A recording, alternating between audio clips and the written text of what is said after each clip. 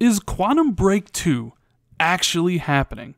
Is Remedy Games working on a sequel? Well, yes, if you believe the rumors on the internet. But I have my doubts, and I wanted to discuss everything surrounding this topic right now. What's going on, guys? Randall Thor 19, the man with the million, back again with another video. You guys know I love to talk about rumors and speculation, and I would be very happy to see Quantum Break 2 be a real thing. But we got to take this all with a grain of salt. It is just a single rumor by one dude on the internet. It may be true, it may not be true. So we'll find out eventually. But this is what he's saying. So this rumor comes to us from HR Nikofar. He is a music composer, film director, game designer, sound designer. He does podcasts with people in the industry. He has some connections. He says that Quantum Break 2 is a real thing that he knows for a fact is being worked on. And when pressed about it, he said that P7 is not Quantum Break 2. Quantum Break 2 is in pre-production. Now, let's actually look at what Remedy Games are working on. Is it possible or even likely that they are working on a third game? Because we know there are two games that are currently in production at Remedy Games. The first is Crossfire. They're working on the campaign for that game, and that is supposed to be coming out this year, 2018. We also know about P7, a game that is being published by 505 Games for the PC, Xbox One, and PS4. We know that's not Quantum Break 2 because Microsoft owns the IP of Quantum Break 2, so we know that. This game is getting revealed at E3 this year for release in 2019. Now, there is a third game in pre-production at Remedy Games that started in pre-production at the end of last year, and this is the game that HR is saying is Quantum Break 2.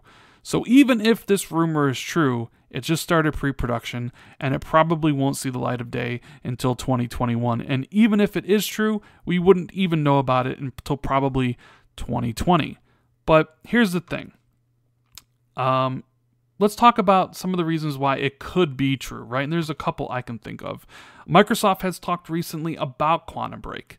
When asked about the games that Microsoft built this gen that they could compare to stuff like Halo and Gears from the previous generations, Shannon Loftus actually mentioned that Quantum Break and ReCore were good examples to use and that there are more stories they could tell in that universe. So it at least gives off the implication that Microsoft may be willing to revisit Quantum Break. If the franchise was truly dead, like say something like Rise, they wouldn't mention that, right?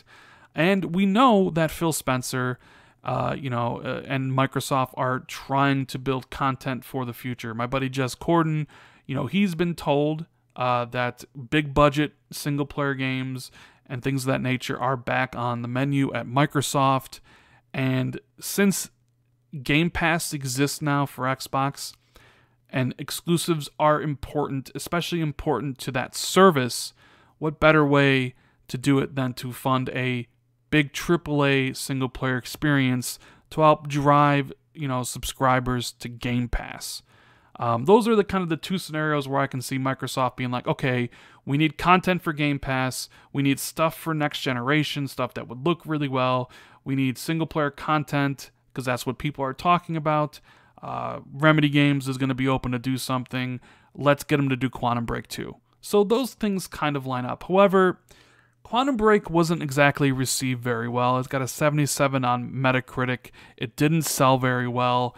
It was really expensive to make. It was also made in a time where they wanted the whole TV aspect. The Quantum Break 1 had all the TV stuff, really inflated the budget of the title, and I don't think that game made any money for Microsoft. And clearly, with what they're going for, they're very risk-adverse at this moment.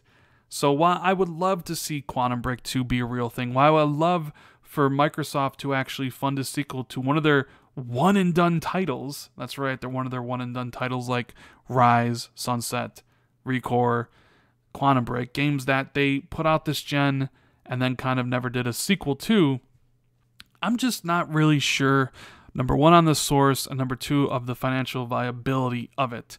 While I would love to say, yeah, in 2021, we'll be getting Quantum Break 2 and it's going to be badass, I'm just not sure if the relationship between Microsoft and Remedy is that good to begin with. I think it fractured after the performance and how long it took to make Quantum Break. Because if you recall, Quantum Break took quite some time, 4 to 5 years to make.